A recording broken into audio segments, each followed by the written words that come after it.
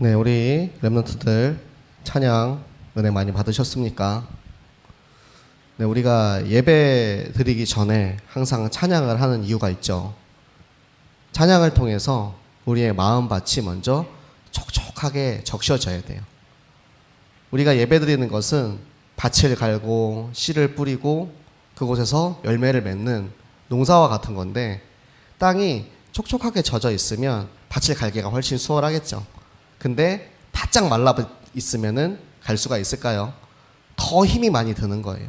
그래서 여러분들이 꼭 찬양을 통해서 내 마음속에 살아계신 성령님과 소통하고 내 마음속에 말씀을 받고 이 씨앗을 뿌리고 밭을 읽을 준비를 꼭 미리 사전에 잘 하시기를 바랍니다. 자, 우리 이번 주도 그리스도의 시선으로 세상을 함께 바라보도록 하겠습니다. 이번 주에는 사실 지난주랑 좀 연장선상인데, 제가 이 내복아이라는 기사를 봤어요. 지난주에 이제 정인아 미안해를 얘기를 했잖아요. 그 정인이 사건이 있은 이후에 지금 인터넷에는 아동 학대에 관련된 기사들이 계속해서 쏟아지고 있어요. 그전에도 아마 많은 일들이 있었겠죠. 그런데 이게 아동 학대 사건이 이슈화가 되니까 그때부터 계속해서 이제 그거에 관련된 사건들을 쏟아내는 거예요. 그래야지 사람들이 더 기사를 많이 읽고 그래야 자기들이 또 도움이 되니까. 그런데 이 기사를 보면서 이 사람들이 진짜 사실 확인을 정확히 하지 않고 쓰는 기사가 얼마나 위험한지에 대해서 제가 봤거든요. 이 아이가 이제 어떤 한 아이가 그때 SBS, MBC 실제로 뉴스에까지 나온 이제 기사인데, 3살 정도 되는 아이가 이제 학대를 받아가지고 내복만 입은 상태로 편의점에 와 있다가 경찰한테 신고를 받아가지고 경찰이 출동을 했다, 이런 기사였어요. 그런데 알고 보니까 그 엄마가 아동을 학대를 한 게 아니고 이제 남편이랑 이혼을 했어요. 20대 초반에 이제 젊은 여자가 아이를 혼자 키우면서 자기가 이제 채워야 되는 그 근로 수당을 받기 위해서 그 시간이 있거든요. 그 시간을 채우기 위해서 어쩔 수 없이 이제 일을 나가는데, 아이가 그날 마침 어린이집에 가기 싫다고 하는 거예요. 근데 알고 보니까 나이도 제대로 알지 못했어요. 기사에서는 2살, 3살 이렇게 나왔는데 실제로는 이가 6살 정도 된 아이였던 거예요. 그러니까 이 아이가 그렇게 가기 싫어서 어쩔 수 없이 이제 엄마는 일하면서도 계속 30분 간격으로 전화하고 잘 있는지 물어보고 그런 것들을, 왜냐면 통화 기록이 남아 있잖아요. 그런 것들을 계속 했음에도 불구하고 이제 이 아이가 엄마가 핸드폰이 마침 다 떨어져서 전화를 못 받게 되니까 자기가 이제 불안했는지 집 밖으로 나온 거예요. 그래서 이제 그 장면이 이제 그 편의점 주인이나 다른 사람들을 통해서 이제 드러난 건데, 사실을 확인을 하지 않고 그 기사를 쓴 기사 때문에 그 엄마와 그 아이가 받을 정신적인 고통이 어마어마한 거거든요. 제가 이 얘기를 왜 하냐면, 우리가 그리스도의 시선으로 세상을 볼 때 단면적인 것을 보면 안 된다는 거예요. 세상의 것을 우리가 볼 때 그냥 겉으로 보여지는 거, 그리고 그냥 귀로 들려지는 거, 세상의 것뿐만 아니라 우리가 교회 안에서도 마찬가지거든요. 카더라, 누구랑 뭐라 카더라, 누구는 뭐 무슨 문제 있다 하더라, 누구는 뭐하라 하더라. 진짜로 많아요. 저도 엄청나게 많이 들리거든요. 근데 저는 사실 많이 못 듣는 편이에요. 왜냐면 이제 제가 뭐 스생명교회 어려서부터 이제 오래 있었던 게 아니니까. 어른들은 아마 저보다 훨씬 많이 들으시겠죠. 또 그 안에 또 오가는 대화들이 많이 있으니까. 근데 그거의 단면적인 것들을 바라보고 사람들이 뭔가 판단을 하고 그것을 전하고 이렇게 해가지고 결국에는 엄청나게 많은 영적인 손해들을 보고 있는 거예요. 그래서 우리가 봐야 될 것은 본질적인 것들입니다. 근데 이 본질적인 것을 보려면은 우리가 무엇이 필요하냐면, 예수 그리스도가 우리 안에 있는 사람만이 이 본질을 볼 수 있어요. 왜? 그리스도의 시선으로 보려면 그리스도가 내 안에 있어야겠죠. 그리스도의 생명이, 성령이 내 안에 살아있을 때 우리가 참 본질을 알 수가 있는데요. 하나님 말씀 우리 함께 보시겠습니다. 창세기 37장 11절 말씀 함께 볼게요. 이 말씀은 이번 주, 지난주죠. 세계 청소년 수련회 때 선포됐던 말씀입니다. 창세기 37장 11절의 말씀.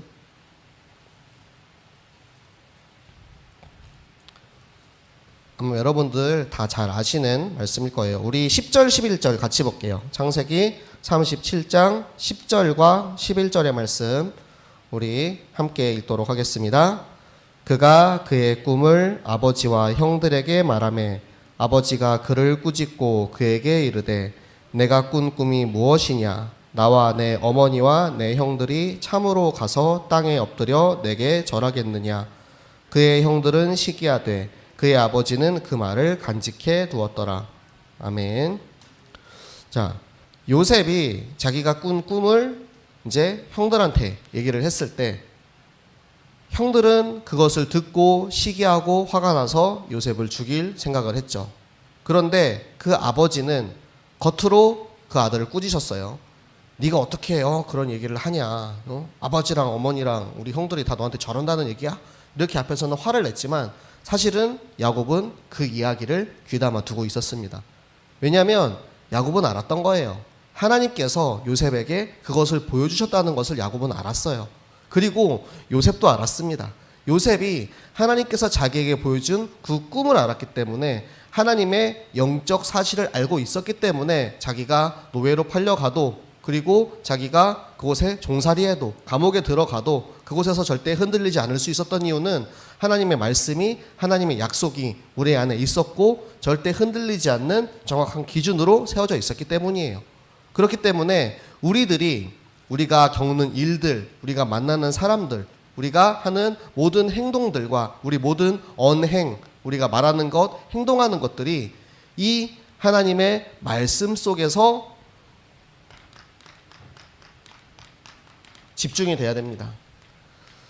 집중이 뭐냐면 집중이 이번 새청수에서 가장 많이 나온 키워드거든요. 세계 청소년 수련회 말씀 들으신 분들은 다 알 거예요. 왜 이렇게 집중이 많이 나왔을까? 집중에 대해서 먼저 그걸 얘기를 하셨어요. 생각. 그 다음에 뭡니까? 마음. 그 다음에는 뇌, 영혼, 보좌. 요 5가지가 나왔는데 하나님의 생각을 가져야 돼요. 우리가 조용히 나를 조용하게 내 생각과 나의 것들을 내려놓는 시간을 가지고 그 속에서 하나님의 생각을 갖는 거예요. 그리고 나서 하나님과 교통을 하는 겁니다. 하나님의 마음을 알도록. 그러면 하나님께서는 우리의 뇌를 주장하셔서 우리의 뇌를 하나님의 말씀으로 각인되게 하시고 이 뇌에 각인된 말씀이 우리의 영혼에 각인이 될 때 비로소 우리가 보좌의 축복이 열리고 하나님과 교통을 나누는 진짜 집중의 정도에 이르는 거예요. 이걸 집중의 단계라고 보는데요. 제가 여러분들이랑 방학 동안에 요 집중을 한번 하려고 합니다. 지금 기도하고 있는데 어떤 식으로 함께 인도를 받을지 아직 날짜와 지금 시간을 정하지를 못해서 기도하고 있거든요. 진짜 집중이 무엇인지. 그런데 제일 중요한 게 뭐냐면 보좌와 소통이 될 때까지가 집중이에요. 막 열심히 뭔가 해. 뭔가 막 이렇게 조용히도 하고 막 호흡도 하고 뭔가 해. 그런데 정작 내가 진짜로 집중이 되어서 소통이 안 되면 집중에 성공한 게 아니에요. 소통이 될 때까지를 우리가 도전하는 거예요. 제가 매주 강단의 말씀을 듣잖아요. 저도 여러분이랑 똑같아요. 말씀 한번 듣고 그 자리에서 바로 막 목사님께서 말씀하시려는 거 다 캐치해가지고 바로 이제 막 포럼하고 그렇지 않거든요. 매주 월요일날 목사님이랑 미션 하는데 그때마다 혼납니다. 집중 못해가지고 목사님께서 말씀하시고자 하는 그런 것들도 제대로 이제 캐치하지 못할 때도 있고. 그래서 계속해서 말씀을 듣는 거예요. 계속해서 집중하는 거예요. 나를 계속해서 파고 나의 생각을 내려놓고 하나님의 말씀이 무엇인지 하나님이 나한테 들려주고자 하는 마음이 무엇인지 계속해서 집중하고 들어갈 때 그때 비로소 하나님께서 저한테 보여주시는 것들이 있거든요. 제가 여러분들이랑 같이 이거를 한번 시도해보고 싶어요. 제가 체험한 것, 하나님이 나를 증인으로 세우신 것. 여러분이랑 영적 상태가 제일 비슷한 게 저 아닙니까? 영적 상태가 비슷하니까 여러분도 할 수 있어요. 제가 했으면 여러분도 다 할 수 있습니다.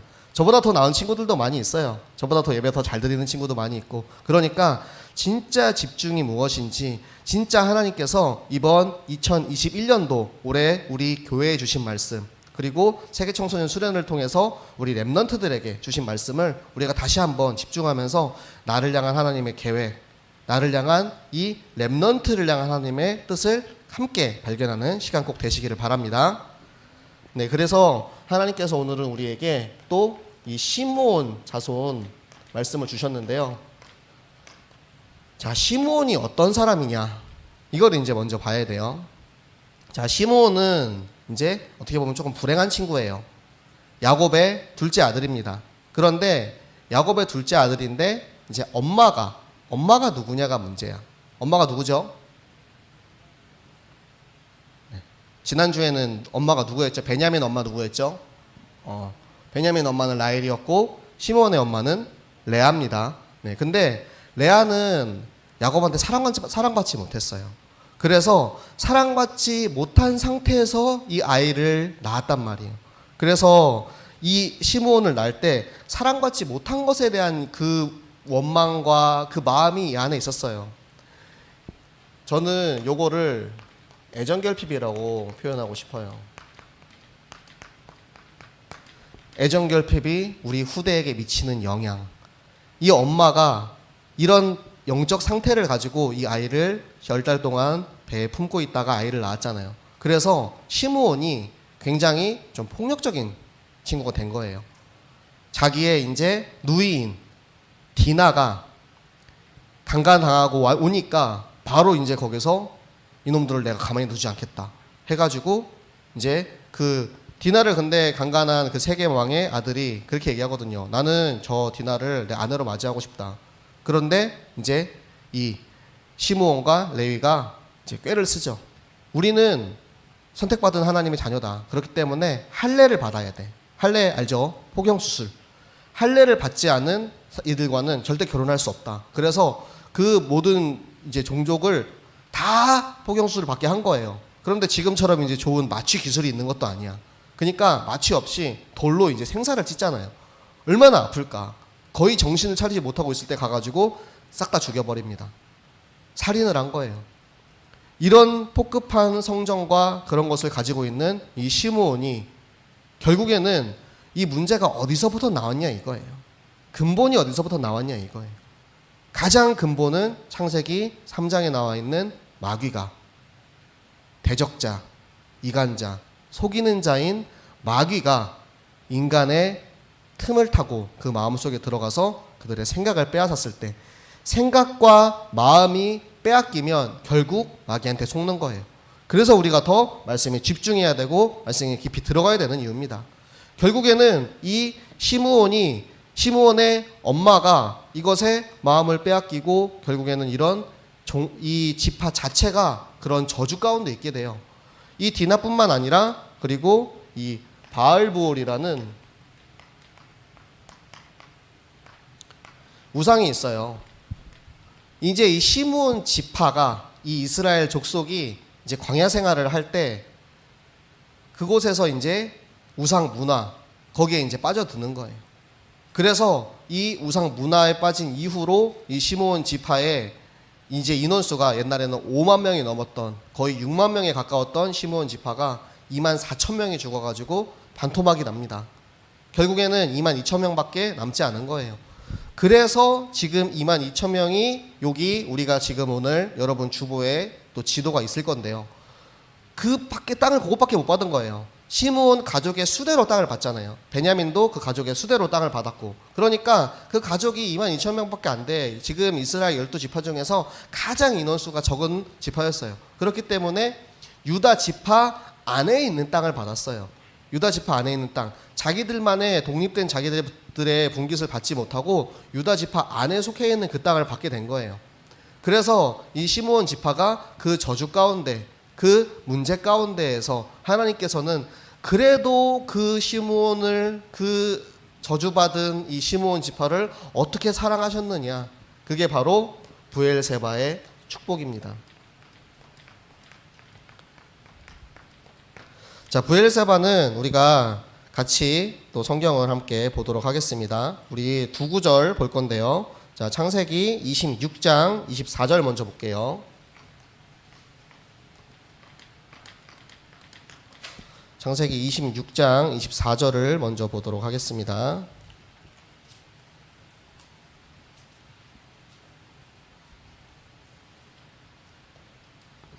창세기 26장 24절 말씀. 자, 우리 한 목소리로 같이 읽도록 하겠습니다.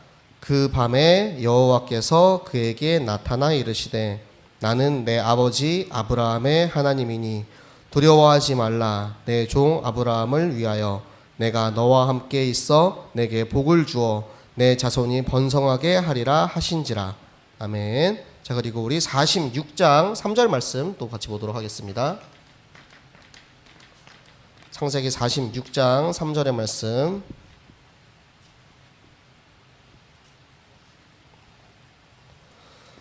창세기 46장 3절 우리 같이 한 목소리로 읽도록 하겠습니다. 하나님이 이르시되 나는 하나님이라. 내 아버지의 하나님이니 애굽으로 내려가기를 두려워하지 말라.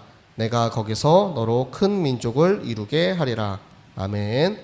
자, 아브라함이 브엘세바에서 만난 하나님은 이삭에게 찾아와서 만나주시고 그리고 그 아들인 야곱까지 아브라함과 이삭과 야곱을 찾아오셔서 하나님이 만나주십니다. 하나님께서 아무리 연약한 이들까지도 하나님께서는 다 찾아오시는 거예요. 아브라함에게 찾아오시고 이삭에게 찾아오시고 야곱에게 찾아오시고 시므온에게 찾아오시고 나를 찾아오신 그 은혜의 하나님께서 지금 이 시간 우리에게 말씀하고 계십니다. 내가 시므온 같고 저주 가운데 있고 문제 가운데 있고 내가 누가 봐도 영적 상태가 진짜 별로고 그런 나인데도 하나님은 나를 찾아오셔가지고 오늘 나에게 말씀하시는 거예요. 내가 지금 너를 찾아왔다. 두려워하지 말라. 내가 너와 함께 하겠다. 약속하시는 거예요. 그 함께가 어떻게 이루어지냐면 결국에는 예배를 통해서. 아브라함과 이삭과 야곱은 단을 쌓았어요. 단을 쌓아서 찾아오신 그 은혜의 복음을 비로소 누릴 수 있게 된 겁니다. 하나님이 아무리 찾아와도 하나님이 찾아와서 내 마음의 문을 막 두드려요. 계시록 3장 20절에 나오잖아요. 문 밖에 서서 두드리노니 네가 그 문을 열면 내가 너에게로 들어가 함께 먹고 마시겠다라고 말씀하시잖아요. 하나님이 나를 분명히 찾아오셨는데 나의 마음의 문을 두드리고 계시는데 나는 계속 문을 안 열어드리고 있는 거예요. 그 문을 여는 것이 바로 우리의 예배고 그 예배 속에서 하나님이 나에게 주시는 하나님의 말씀을 붙잡는 것이 나와 함께 더불어 먹고 마시는 하나님을 누리는 것입니다. 이게 예배의 축복이고 그것이 하나님께서 오늘 우리에게 주시는 브엘세바의 축복임을 믿습니다.